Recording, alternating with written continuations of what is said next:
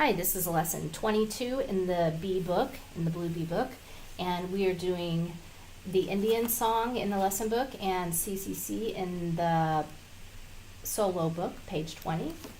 And we're doing the same thing that we did at the last lesson, where we're starting in G position in the lesson book, and then in the solo book we're going back to C position, which drives the child crazy because they always like to ask, okay, what position am I in? And I always say, well, let's look, figure it out, what's the first note? They can figure out which position it is, and then once they're there, they just need to be reminded their hands need to stay put, because we are not having our hands move around yet. So still in G, I'm going to play this one really fast. At home, you may want to play it at about, I set the metronome here at about 80, which sounds like this.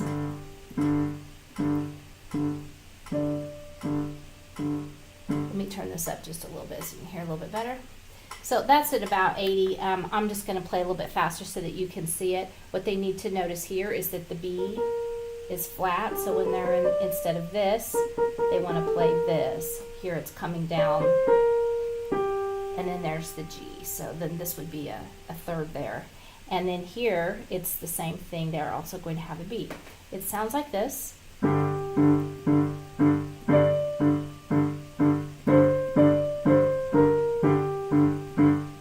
Left hand never changes.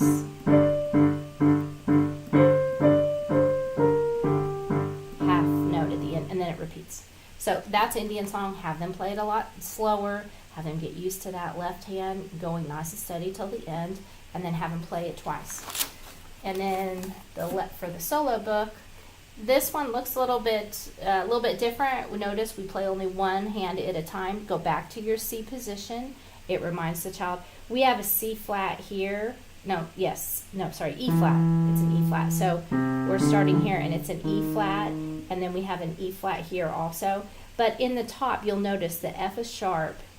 The F is sharp here because it's within the measure, so make sure that this stays sharp here also. And then this says start over. The accidentals don't count after the bar line. So then this F is natural, which means it's on the white key. So even though this is F sharp on the black key, this is F sharp on the black key, this is F on the white key. So and as you listen to it, you'll hear it sound a little bit different as they walk down. It's very common when you're doing kind of a walking bass line, you're going down, that you sharp it at the top, but then on the walk down, it's natural. That's a very common thing to do in music. All right, here is this. It's legato, so it shouldn't be choppy.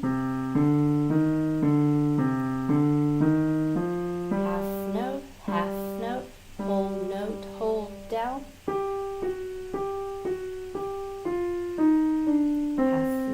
Half note, whole note, hold down. And also notice it says here that it can be played as a round. So at the lesson, I may have them do that. So make sure that they're really good at counting this out and taking the repeat so that they'll be able to play with me later.